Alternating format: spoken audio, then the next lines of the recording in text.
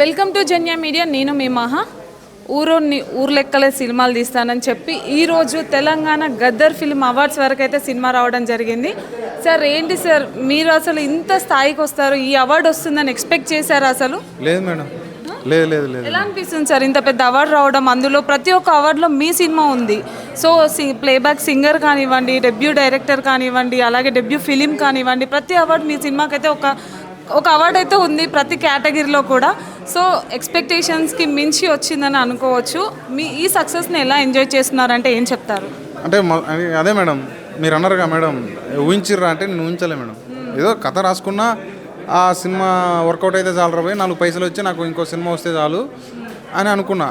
అంటే నేను ఎప్పుడు ఒక ప్రొడ్యూసర్ ఏమంటారు, నాకు ఒక సినిమా పెడితే ఆయనకి ఇంకో సినిమా పైసలు వస్తే చాలు అనుకున్నా అంతే.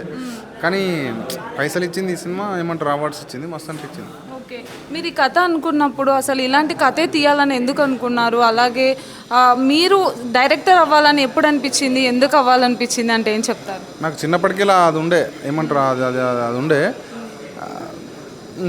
దాని తర్వాత ఈ కథ ఎందుకు చేసిందంటే, మనకు పెద్ద పెద్ద 10 కోట్లు 20 కోట్లు పెట్టరుగా ఫస్టే. సో చిన్నగా రాసుకుందాం కథ, ఏమంటే విలేజ్ కథ అయితే మంచిగా ఉంటుంది, ఆనే మొత్తం అవుతుంది అని చెప్పి అట్లా రాసుకున్నా. అట్లుండే. కానీ తర్వాత అది ఒక సోల్ అయిపోయింది నాకు. ఇంకా అదే బ్యూటీ, అది విలేజ్ డ్రామాస్ అని. చాలామంది సెలబ్రిటీస్ అయితే ఈ సినిమాకి ఎంకరేజ్ చేయడం జరిగింది, చాలా మంచి రివ్యూస్ కూడా ఇవ్వడం జరిగింది. సో అలాంటి ఫీల్ మీకు అంటే వాళ్ళ సైడ్ నుంచి అప్రిషియేషన్ వచ్చినప్పుడు మీరు ఎలా ఫీల్ అయ్యారంటే ఏం చెప్తారు? Super madam. అంటే ఎక్కడో టీవీలో చూసుకుంటా ఉన్నోళ్ళు అదే వాళ్ళు మళ్ళీ మన సినిమాకి సపోర్ట్ చేయడం అనేది అసలు హైలైట్.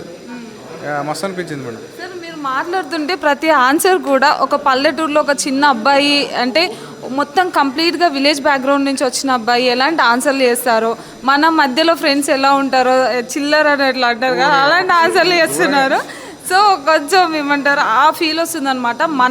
మన మధ్యలో ఉండే మనిషి డైరెక్టర్ అవ్వడం అంటే చాలా, మాకు కూడా చాలా ప్రౌడ్గా ఫీల్ అవుతున్నాం సార్.